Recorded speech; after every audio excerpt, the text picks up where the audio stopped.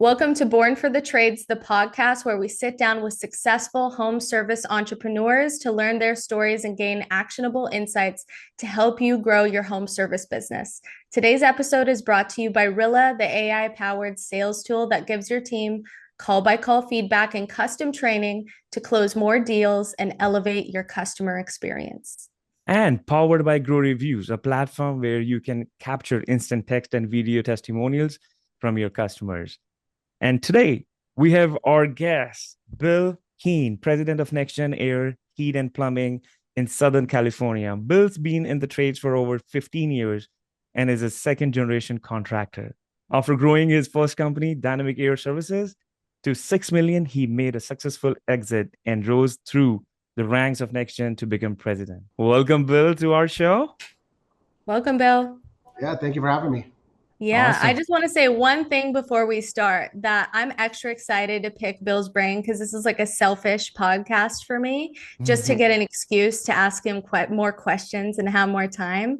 And he's been a very big personal inspiration to me. You know, he's in my area and he's been very supportive of helping me grow in my business. So I know for a fact that he's the real deal. And it just means so much more when you know people are of their word and they actually help other people in the industry, Mhm. interviewing them on the podcast. So I just had to start with that little testimonial there. Well, Awesome, thank you. awesome. Excited to have you here, Bill. We can literally see a great transformation. You're helping Shreya and others, and you have a great impact. Well, let's start with like your career. Your career has been filled with pivotal moments such as like starting Dynamic Air Services and later stepping into your role at NextGen. What mindset shift helped you successfully navigate these transitions? I mean, it's been a journey. When I started in the trades, I knew nothing about home services. I'm a multi-generational contractor, but knew nothing about home services and started out initially helping out a buddy. And it was one of those things I was like, hey, go get this tool, go get that tool. And I just became passionate about this particular trade. And, it drove me all the way through building a company from literally two guys sharing a truck and a dream Mm-hmm. to exiting that business and then being welcome to come to NextGen, which, back when I came here, NextGen was such an exciting company. It was this unheard of growth and it was so unorthodox the way we did things Mm-hmm. that I'm always a student. I always want to learn, and I had to be here to learn what was the magic, what was the secret sauce, and to ultimately transition from exiting of the founder and then me taking over. And I have experienced every mindset and every position that's possible, in this trade to get where I'm at today. And it's been a journey, and the journey is not even close to being over. So it's fun. That's amazing. Do you That's think amazing. a lack of experience like in home service when somebody's getting into home services or entrepreneurship could be a benefit or more of a downfall? Because I know Ishmael has his own experiences where he's like, I'm not a technician sort of thing. So what do you think about that? In my opinion, I would rather be an uneducated person going into a new trade because I don't have any of the bad habits and I don't have any expectations. And the one thing I found is when you stop learning, you stop growing. Yeah. And so many people in our trade and in industry who just they think they've got it, and you can't. They're unwilling to learn. They'll tell everyone else in the world how great they are, but they're not learning themselves, so they'll never be better than they were. And the reality is, you can tell a lot about a person by the stories they tell. If their Right. stories were 3 years ago, Yeah. that's when they stopped growing.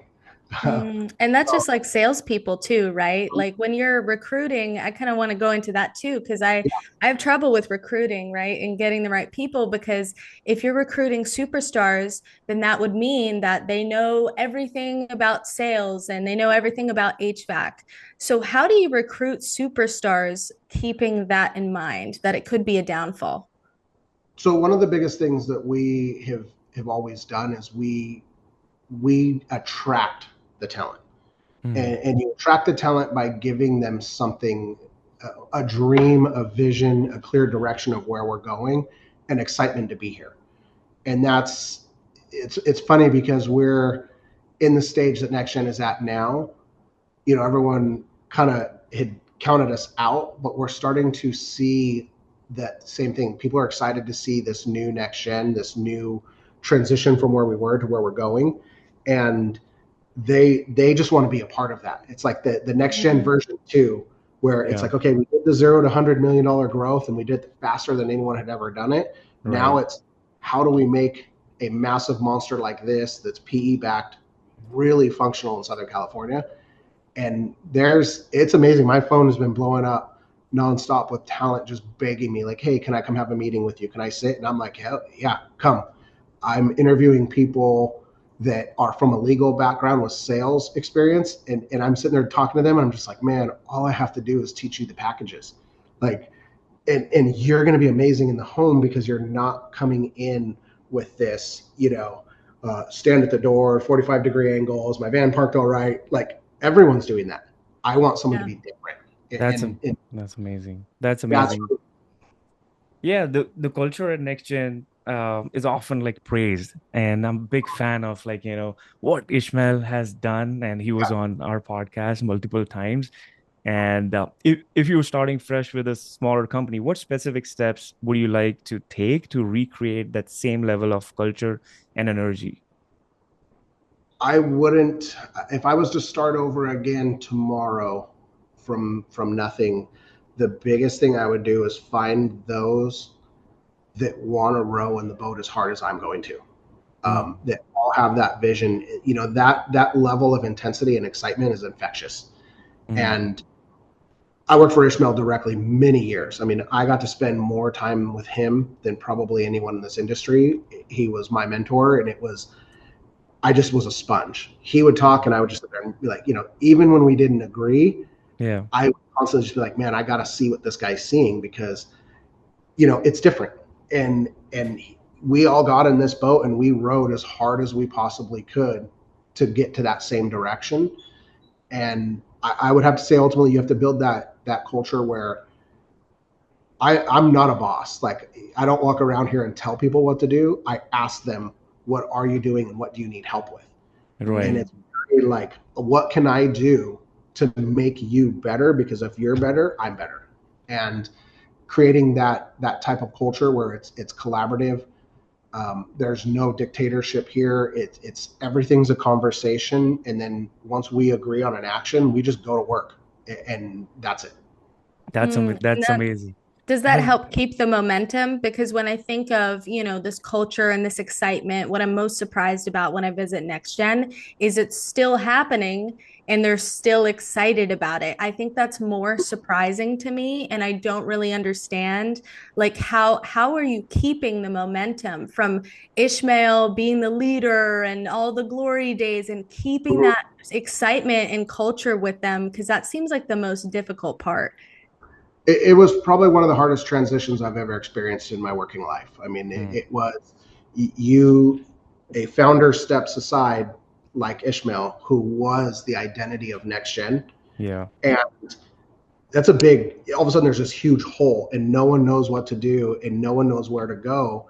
And so I had to really dig deep and decide what NextGen was going to look like going forward.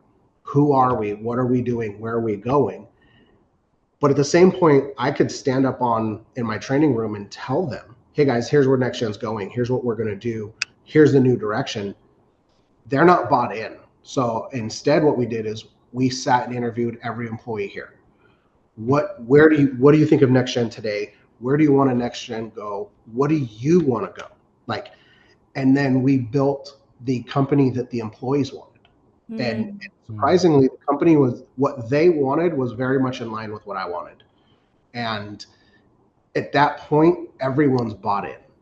They have ownership of their roles. They have ownership of that vision. When I'm out there talking about our core values, that's their core values. Right. And so it's really having that ownership and that buy-in is probably the most important thing to keep any employee motivated. It's not always about money. Right. It's in fact, money is probably the least important thing when it comes to employment. We can go make money anywhere. It's what am I going to do? Where's my future going? What opportunities do I have? What control do I have? Where can I go? And that's really something that we strive for here. I mean, it's that individual buy-in in every. Buy-in. Yeah. Everyone in the company, individuals buy in, like, when they understand vision, when you're, achieving their goals, and Mm-hmm. they're achieving your company goals. And I think, yeah, I'm not gonna curse here, but I watched, like, one video, and that's my favorite. And what that guy is talking about is, you don't need 25, 30 A players. You need three bad motherfuckers. Yeah. And that guy says that, okay, do you understand me? Three bad Yeah. motherfuckers, and you can take over the country. And definitely you are one of the A players. What are, like, top two friends or A players that is actually driving next gen, Bill?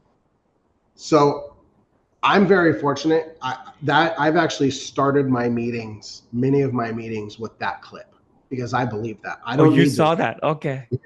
It's one of my favorite clips, and I Yeah. share that with my team. We don't need everyone.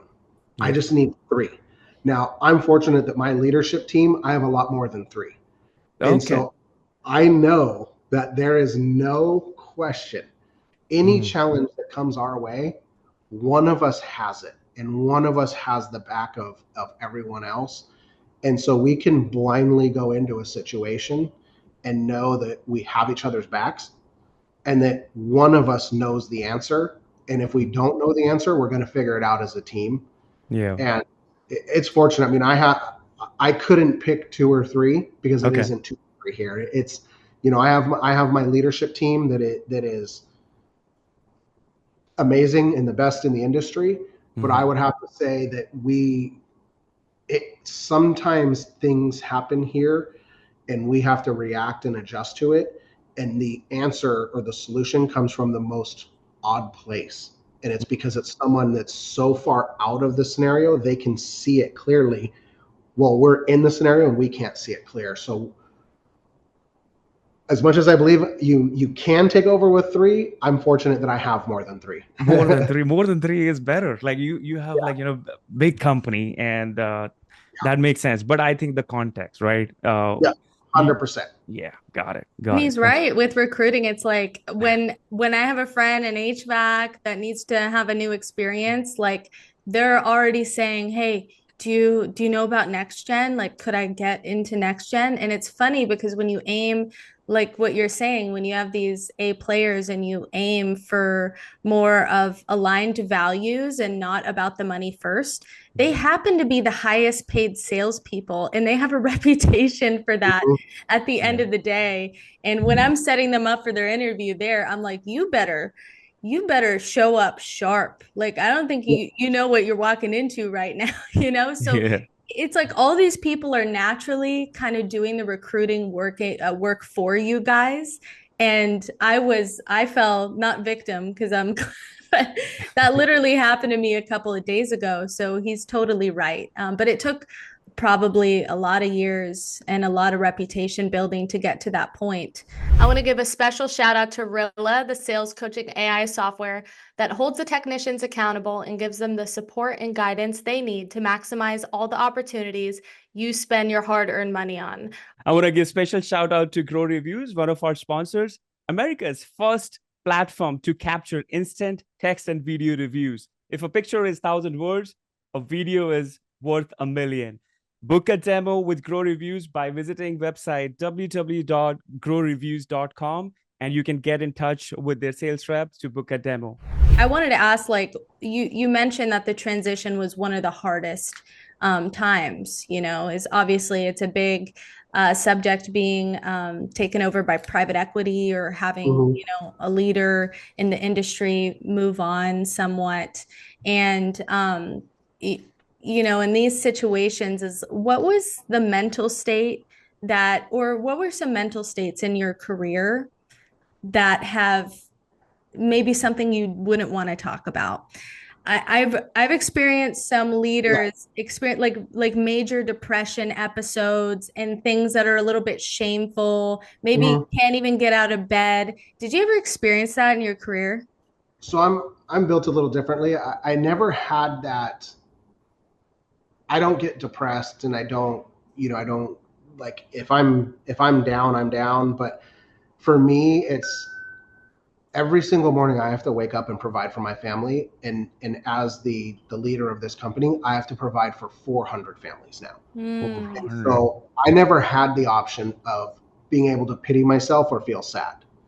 For me, it was more like, cool, let's put our boots on, let's go to work, and let's figure this out. And there were times where it seems daunting, and we're just like, man, I don't know what to do. Like, we have this private equity partner who's amazing, but they want something from me that at the time I was like, I don't even know if I can do this. Like, Mm. there is a lot of self-doubt at times where you question if your abilities to do it. For me, it's always been put your boots on and go see if you can. You don't know if you can do something until you at least try it. And Hmm. like I said, when you have those three motherfuckers backing you up, Yeah. I knew going, as long as I put my shoes on and I walked in these doors, we were going to figure it out no matter what. NextGen's never going to fail.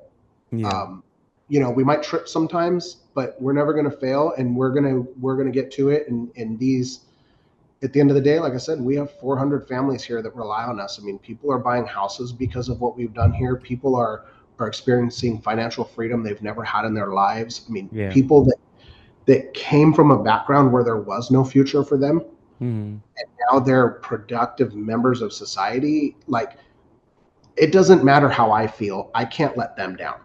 I Yeah.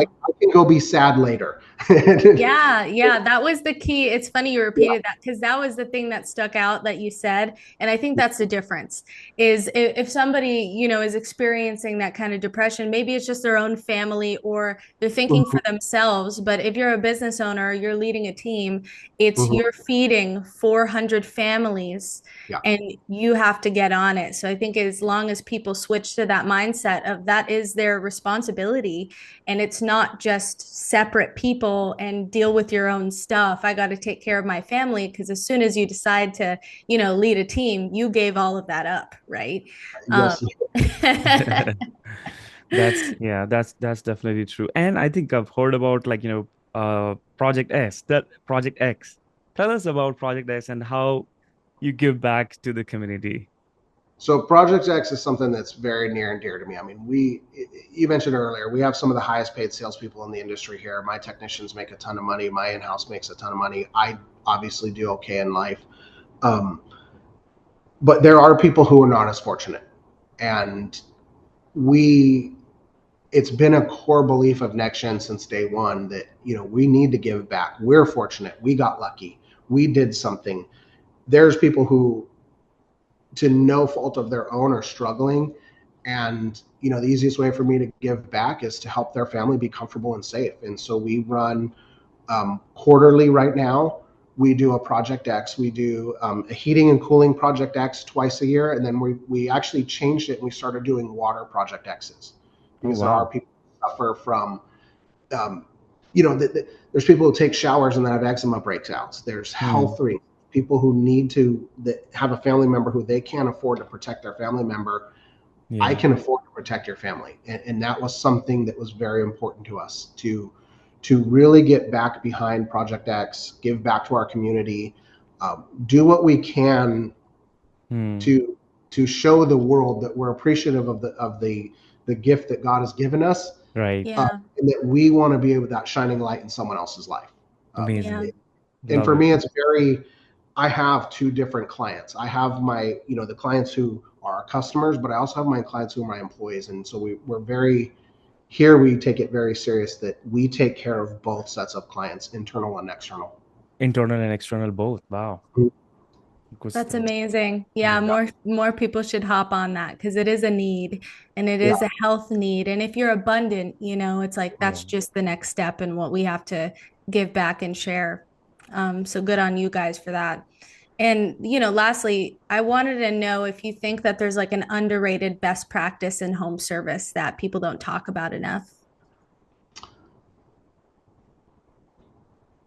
the basics. Not the AI like fun stuff or the no, Basic. nobody wants to go back to training on how to knock on a door. Nobody wants to go back to training on this is step one. This is the question you ask when you step in the door. This is step two. And our industry, I mean, COVID was amazing for all of us. Yeah. COVID made all of us a lot of money, and it made a lot of people very wealthy with the PE, multiples. But that was a short window in time in what we do for a profession, and it created this whole generation of technicians and salespeople who forgot the basics of selling. And so it's going back to, I obviously I'm a student. I've attended every sales training there is, and I've attended it multiple times. I listen to multiple podcasts. I'm listening to what the industry is teaching and training. And I'm sitting there just going, man, y'all just forgot the basics. Like these technicians don't know how to knock on a door. They don't know the questions. You're not meeting your friend for beers. You're getting ready to get someone to sign over the value of a car is what your expectation is. And you're going to ask them, hey, how are you doing? Hi, my name's Joe. Like there's scripted questions you need to ask. There's a process you need to follow. And I would say that the most underrated best practice in our trade right now is going back to the basics of running a basic service call and a basic sales call.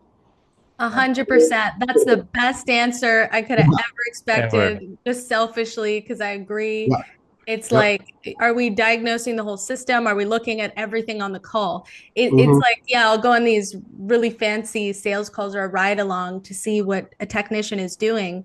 And I'm like, did you look there? You didn't even go in the attic and look at the ductwork. That is like such a baseline in everything, right? So I totally agree. It's going back to basics on good service and good communication to get the job done. And then all the fancy marketing and the tools will be worth it if they know how to nurture that and take care of it for longevity. Everyone is going for like AI. But look at these solar guys. Look at these solar guys, right? Knocking every single door and making, money and helping people. But yes, you're right. I think that was the best answer. Right? And the funny thing is, in the AI, they're gonna discover when they listen to the call that they don't know the basics, right? Yeah. And then train them on the basics through it. That's usually what we find through the Rilla software is like, wait, he didn't even diagnose the whole system, and then he presented the diagnosis in this way with a bunch of technical jargon, and the client is literally saying they're confused. It's like so obvious, or it's just not the basics. Yeah, and it's I love the technology and I love where AI is going. I love like Rilla and those type of softwares. But if you're a company who you're not at that stage yet, there's ways of I can look at any service call in Service Titan and know exactly at what point the technician or the project manager lost the sale, just based on timestamps and pictures they took. Just how many options? And it's like, so as much as the technology is amazing and it makes it easier when you have 100 techs and 40 salespeople like we do, you can still go back to just the basics and looking at the board and going, man, I mean, I have a whole sales rehash department. They pick up the phone and call the clients, old school customer service, pick up the phone, call the client, and the client tells us everything.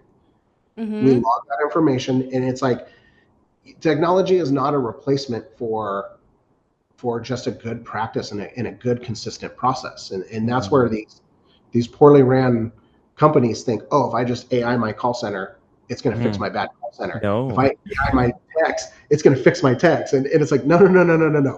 AI is a tool to use to make you more efficient. It's not productive. So I love where technology is going, but I think that too many companies are reliant completely on it and they've lost that human touch. No, totally agree with it. Yeah, absolutely. No one can replace that human touch, right? Especially in home services. That's what we do. We're boots on the ground type of people. I mean, we're always gonna need direct face-to-face service and blood, sweat, and tears and a diagnosis. Like that's never gonna go away. I think it was who said that AI couldn't even do that. They couldn't actually perform that way. So I just really appreciate your feedback on that because it's spot on and helping people maybe save that money right now and just learn the skill of looking at your guys' calls, get in the truck and go on the call with them, go old school, find out what you're looking for, build a repeatable process, and then implement something like that to enhance it, right? Yeah. Love it. Absolutely. And I Love it. appreciate you coming on so much and spending your time. I know you're a very, very busy person. So we appreciate it so much. And I think a lot of contractors are going to get a lot of help and actionable steps from this episode. Yeah, I mean that's really my goal is this industry has done so many things for me and so many people I know that the least I can do is help that contractor who might be having questions or might be struggling with something. I mean, I hope someone gets help out of this. I know when I was entering the trade, everything I did was YouTube videos, podcasts. Like I had to go self-learn. And so now I sit here and go, man, I have the ability now to give back to the industry as well. I mean, we give to our homeowners, I can give back to the industry and at least maybe give you something to look for, maybe give you something to help. And hopefully some of my experiences will prevent you from making the same mistakes or at least put you right back on the right direction. So. Well, you've done that for me already. And if somebody's interested in applying for NextGen, how can they contact you? Easiest way to go is go right to our NextGen website, NextGen Air, and we have a careers page there. Outside of that, email me. Email. I won't give my phone number out, but if you email me, I'll reach out to you via text. As you know, Shreya, like you've put me in touch with a few of your referrals. It's within minutes I respond. Hey, so and so, get them in touch with one of my hiring managers. It's the best person for them to interview with and get them. You know, we're generally setting appointments. If I hear from someone that seems like a good human being, I'm having a manager interview them within 24 hours. Love it. You don't have to have experience. You just have to be a good human being. Like we'll train you. I just want to be a good human being. Solid. We'll link that below for everybody. Love it. Love it. Yeah, we're gonna link everything in our description. And thank you again for sharing, all the insights, your story, and yeah, lots of blessings to you and your leadership and 400 families. Keep growing. Yeah. 2025 is going to be the best year. Thank you again, and thank you to our listeners. Thank you for all the support and love. And we are going to bring another amazing guest. And Shreya, do you want to add something to it? I just want to thank all the listeners for all their support and Bill again for coming on. And until next time.